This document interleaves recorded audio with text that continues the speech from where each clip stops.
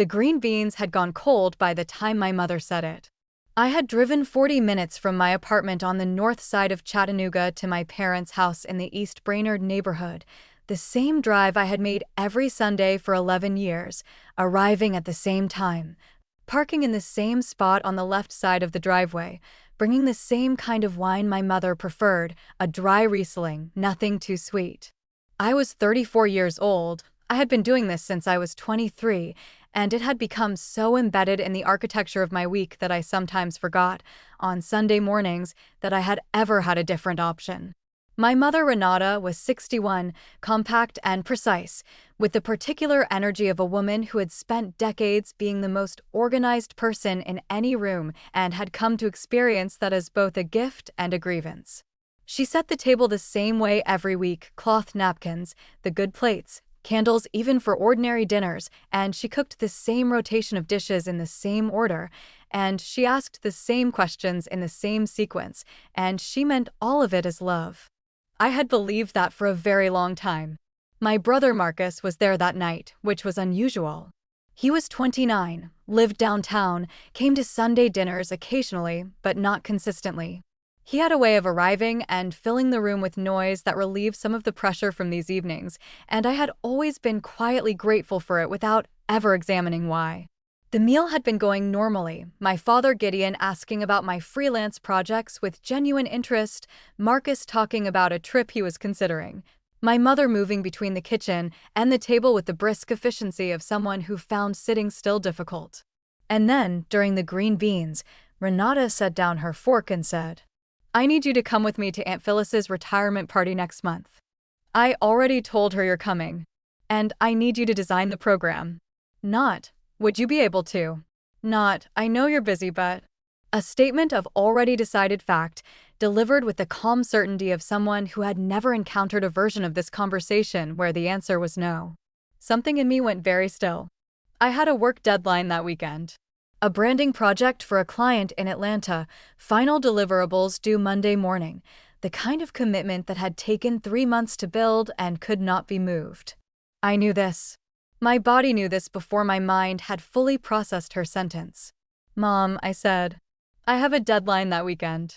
She looked at me. The look was not angry. It was something more refined than anger, a particular expression I had been reading my entire adult life, a combination of disappointment and incredulity, as though I had said something not just inconvenient, but genuinely baffling. As though the existence of a conflicting obligation was a personal choice I was making against her. "It's Aunt Phyllis," she said. "I know," I said. "I have a deadline."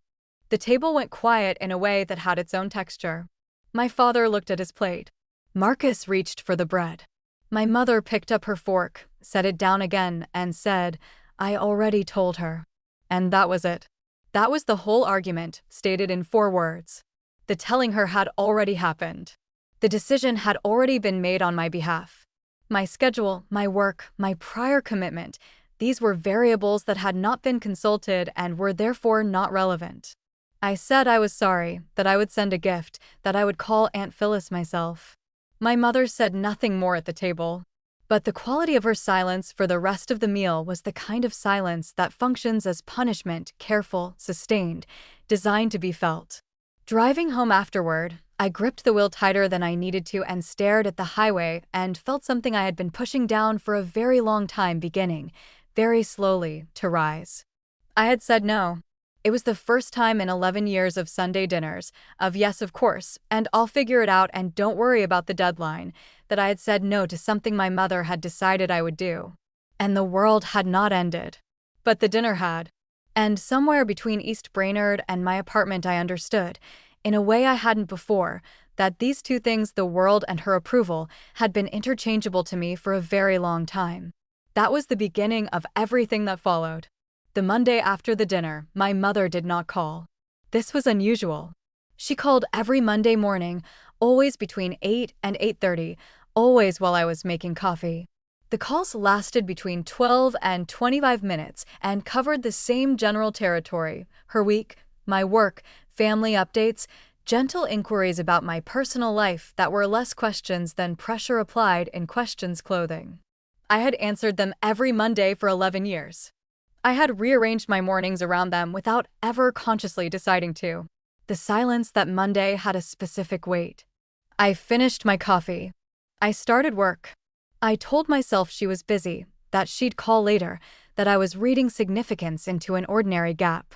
I was very good at that, at finding interpretations that asked nothing of the people around me and everything of my own perception. She didn't call Tuesday either. I called her Wednesday evening. She answered on the third ring with a pleasantness that was worse than coldness, the tone of someone performing normalcy to demonstrate its absence. She asked about my week with a generic brightness that contained no actual interest. She mentioned Aunt Phyllis's party in passing, the way you mention something to ensure it remains in the room without making it the stated subject. The call lasted 7 minutes. She ended it first. I sat with the phone in my hand for a while afterward. Looking back at the years before that dinner, the pattern had always been there. I had simply been too close to it to see the shape. The first time I'd changed my weekend plans for her was when I was 23, newly employed, just beginning to build something of my own in a city I had chosen deliberately for its distance from this very dynamic. She had called about a plumbing emergency that turned out to be a slow drain. I had driven home. The plumber came. Everything was fine. I told myself it was an emergency and I was being a good daughter.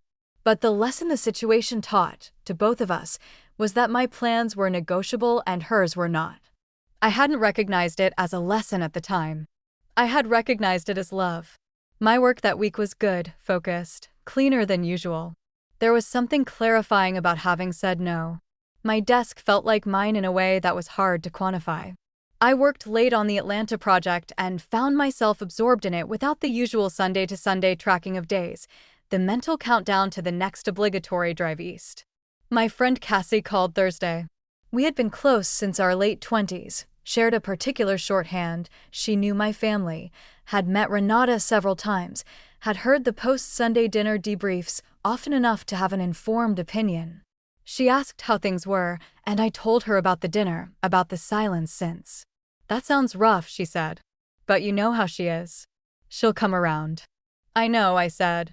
I'm not sure I want her to come around on her own timeline again. There was a small pause. What do you mean? I mean, I'm tired of waiting for her to finish being hurt so I can be forgiven for having a deadline. Cassie was quiet for a moment. Then, she's your mom, V. She just wants to be included. I said yes, you're right. Because Cassie was not wrong, exactly, Renata did want to be included, deeply and genuinely. What Cassie wasn't addressing, and what I didn't push, was the specific way Renata went about it. The pre-announcing of my attendance. The assumption of availability. The silence that followed any deviation, maintained until I performed the appropriate contrition. I let it go. I always let it go with Cassie, because she had a way of reframing things toward generosity that I had needed for years. What I was only beginning to notice was the cost of that reframing, that it consistently asked me to absorb what was being done to me rather than to name it. That Friday evening, I went for a long walk along the river. The October air had the smell of leaves and cold water and the particular quality of early autumn in Tennessee, the light going amber and low across the surface of the Tennessee River. I had a good life here, I thought. A real one, clients I'd built relationships with, an apartment I had furnished slowly and deliberately, a neighborhood I had chosen for its particular mix of energy and quiet. I had built this, I realized, mostly on weekends when my mother didn't need something. The thought arrived without drama. But it stayed. 2 weeks passed. Renata did not call. She did not text. My father Gideon called once, on a Sunday, different time than usual, evening instead of morning, and spoke to me with careful warmth, the warmth of a man navigating between two people he loved and had decided not to choose between. He mentioned that Renata was working through some things. He asked if I would come to dinner next week. I said I'd think about it. He said okay, and the kindness in that okay, no pressure, no agenda, made my chest tight in a way her silences no longer did. I didn't go the following Sunday. I woke up that morning and made coffee and sat by my window and thought about it for a long time, and then I decided to stay home. I took a long bath. I made a real breakfast, eggs, toast, fruit, the kind of unhurried morning I usually only allowed myself when I was out of town. I worked on a personal project I had been putting off for months, a series of botanical illustrations that had no deadline and no client and existed for no reason except that I wanted them to exist. The morning felt like a room I had never been in before. The missed Sunday dinner registered differently than I had expected. Not with guilt, or not primarily with guilt. With a strange, quiet sense of having done something true. My whole body had spent 11 years calibrating to Sunday mornings. The drive, the wine, the particular performance of being at my best for her that the dinners required. Not having to perform it felt, in a way I was only beginning to have language for, like putting down something very heavy. I understood, that Sunday morning, that I had been mistaking obligation for love for a very long time. Not all of it, the love was real, complicated and real, but it had been so consistently wrapped in obligation that I had stopped being able to feel them separately. Every Sunday dinner, yes of course, every rearranged weekend had felt like love because I had been taught that doing what she needed was the way love was demonstrated. I had internalized that so completely that my own needs had become things I justified rather than things I simply had. That was not something she had explicitly taught me. It had accumulated in the space between us over 20 years of small capitulations and smaller silences, each one individually reasonable, collectively a pattern. Marcus called midweek. I had been wondering when he would. He was warmer than Cassie had been, less diplomatic than my father. He came directly to the point within 2 minutes.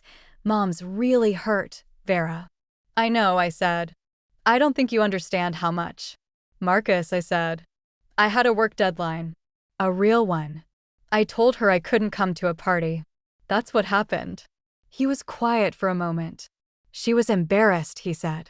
"She'd already told everyone you were coming." "That's not my responsibility," I said. "She told them without asking me." He didn't have an answer for that, exactly. He pivoted to talking about how much the party would mean to Aunt Phyllis, about how these things mattered when people got older, about family showing up. All of it was true. None of it was the actual issue. After we hung up, I sat with the familiar weight of being the difficult one, the one who was making this harder than it needed to be, the one whose inconvenient boundary was reverberating through the family like a stone dropped in still water. I had felt this weight before, had felt it every time I had failed to match what was expected of me. But this time there was something underneath it that was new. Something that felt, quietly and carefully, like refusal. Not of them. Of the weight itself. I had been carrying it so long I had started to believe it was mine. I was beginning to suspect it wasn't. Aunt Phyllis's retirement party happened on a Saturday in November without me. I sent flowers and a card and called Phyllis directly, as I had promised my mother I would. Phyllis was warm, entirely unbothered, said she was glad I'd called, told me about the party with genuine pleasure. No accusation in her voice, no performed injury. Just an old woman happy about her retirement, glad to hear from her niece. It took me a few days to process how different that phone call felt compared to every interaction with my mother on the same subject. The week after the party, Cassie and I met for coffee at a place on Fraser Avenue we had been going to for years. It was a Tuesday, overcast, the coffee shop warm against the November gray, and I was glad to see her. We had not talked properly since the phone call a month earlier, and I had missed her, missed the ease of a friendship that had, for a long time, been the most uncomplicated relationship in my life. Except that it wasn't, quite. I understood that now in a way I hadn't before the dinner. We talked for a while about other things, her work, a trip she was planning, a show we had both been watching. Then she said, "Have you talked to your mom?" "No," I said. She wrapped both hands around her mug. "She called me," she said. I looked at her. "When?" "About 2 weeks ago." She met my eyes, then looked away. She was upset. She said she felt like you were pulling away from the family. That this wasn't the first time you'd been unavailable. The coffee shop was warm. The sound of the milk steamer, the low murmur of other conversations, the particular smell of roasted beans and rain through the door, all of it continued normally while something in the room shifted. "She called you," I said. "She was worried," Cassie said. "I think she just needed someone to talk to." I want to be precise about what I felt in that moment. Not betrayal in the dramatic sense, not the sudden sharp kind. Something slower and more revealing. The feeling of a pattern completing itself, here too, In this friendship, my mother had reached past me and found someone willing to validate her version of events. And Cassie, kind, generous, conflict-averse Cassie, had received that call and not told me about it for 2 weeks. "What did you say to her?" I asked. "I said you were going through something," Cassie said. "That you'd been stressed with work." "That's not what's happening," I said. "I know." She paused. "But I didn't want to make it worse." I understood then, fully and without residual confusion, that Cassie's reframings had never been neutral. They had been a form of management of me, of my perceptions, of the possibility that I might name something clearly enough to require a response. She was not malicious. She was simply someone who preferred the version of the situation that required the least confrontation, and I had allowed her to apply that preference to my life for years because it had temporarily felt like stability. Looking back, this had been visible for a long time. The way she consistently softened every complaint I made about Renata. The way she focused on what my mother meant rather than what she did. I had called it perspective. It had also been a kind of erasure, my experience quietly edited down until it fit into a shape that made everyone more comfortable. I did not end the friendship at the coffee shop. But something between us reorganized itself that afternoon, and we both felt it. I drove home and sat at my desk and opened a blank document and started writing. Not a letter, not to anyone in particular, just writing, the way I used to when I was younger, before I had learned to manage my inner life instead of express it. I wrote about the Sunday dinners, about the texture of obligation, about the specific exhaustion of being a person who had learned to experience her own needs as problems to be solved before presenting them to others. I wrote for 2 hours. When I stopped, something had loosened. My mother called on a Thursday in late November. I had not heard her voice in 6 weeks. The call came at 8:15 in the morning, the old Monday morning time, transplanted to Thursday, as though the routine were reasserting itself on a different day like a river finding a new course to the same place. I looked at the phone for 2 rings before I answered. "I think we need to talk," she said. Her voice was controlled, slightly formal. The voice she used when she had prepared what she wanted to say. "Yes," I said. "We do." We agreed to meet at her house that Saturday. Not a dinner. She had not suggested that, which was itself a signal of how seriously she was treating this. Just a conversation, mid-afternoon, tea, and whatever the space between us had become. I drove to East Brainerd in the thin November light with a specific kind of calm, not the calm of someone who had let go of the difficulty, but the calm of someone who had decided what she was going to say and had made peace with the consequences. My father was not there. Another signal. Renata had made tea. She was sitting at the kitchen table when I came in, both cups already poured, the room smelling of chamomile and the particular candle she burned in winter. She looked smaller than I expected, not physically, but in the way of people who have been preparing for a conversation and discover, when the person arrives, that preparation does not fully account for the actual human in front of them. I sat down. She spoke first. She said she had been hurt by my absence from Phyllis's party. She said she felt I had been withdrawing from the family for some time, that she didn't understand why, that she had always done her best. She said this in the careful, composed way of someone reciting something that had been rehearsed, and I listened without interrupting, and I watched her hands around her teacup and the way she kept her eyes just slightly off mine, and I thought, she has practiced this, and the practice is protecting her from what she actually needs to say. When she finished, I said, "Mom, I need to tell you something, and I need you to hear it without defending yourself immediately." She looked at me. Something in her face went careful. "You announced my attendance at Phyllis's party before asking me," I said. "You have done this my entire adult life, decided what I would do, and then told other people, so that my saying no creates embarrassment. And when I don't go along with it, you go silent until I apologize for having a conflicting priority. That's what the last 6 weeks have been." The kitchen was very quiet. "I'm not saying you don't love me," I said. "I know you do. I'm saying that the way you show it has required me to disappear as a person with my own schedule and my own obligations. And I have let you do that for 11 years because I was afraid of exactly this, of this silence, of disappointing you, of being the difficult one." She looked at her teacup. Her jaw had tightened in the way it did when she was suppressing something. I had watched that jaw my whole life. "I have never asked you to disappear," she said, quietly.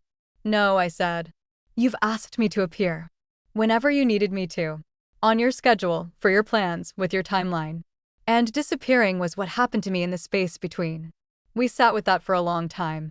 She did not apologize in the way I had hoped for, the clean, acknowledging kind.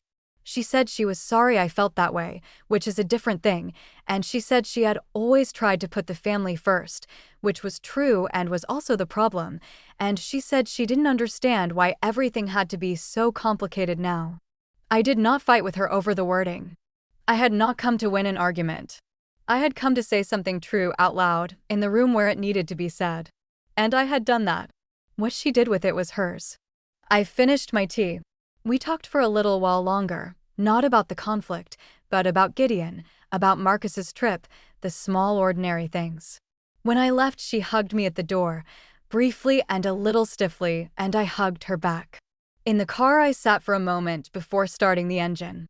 The neighborhood was very quiet, the late autumn trees stripped down, the sky the flat white of a Tennessee November. I thought about all the Sundays I had driven this direction and how different the weight in my chest felt now, not resolved, not healed, but changed in some fundamental and probably permanent way.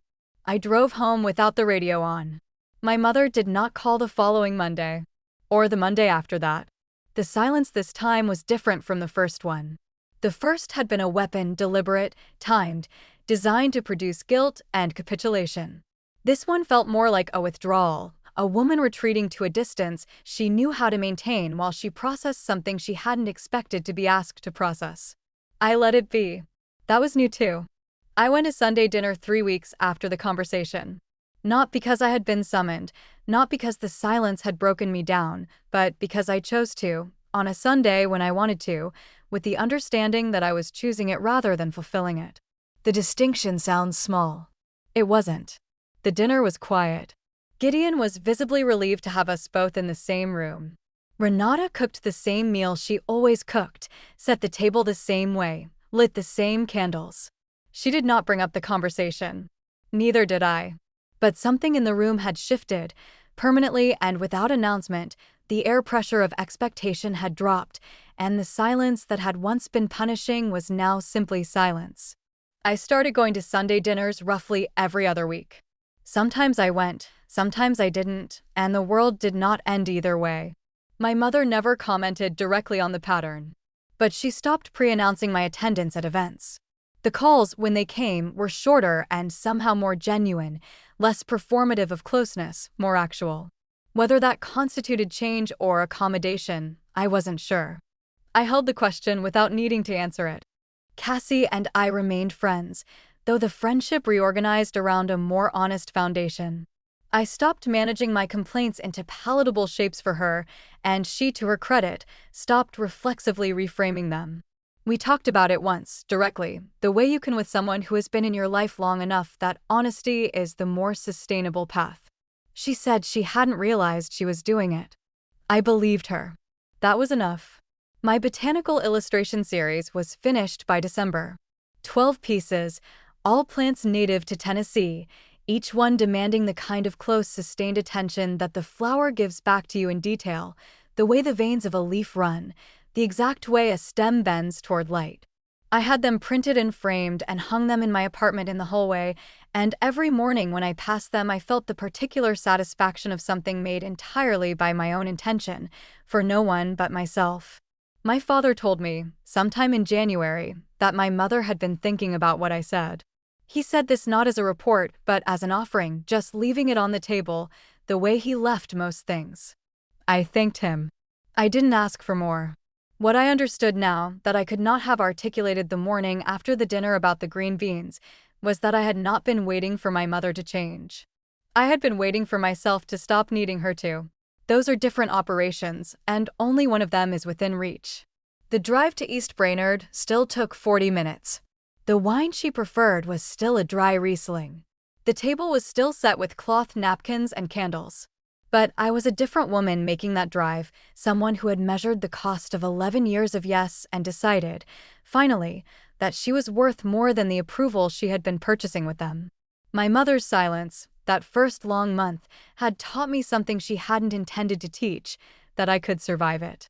That the world I lived in was not, in fact, built on her continued warmth. That the version of myself I had protected by always saying yes was not the self worth protecting. In the end, the no had been the truest thing I had said in years. Vera's story is, at its core, about the slow-motion cost of conditional love and the specific way that cost becomes invisible when it's collected in very small amounts over a very long time.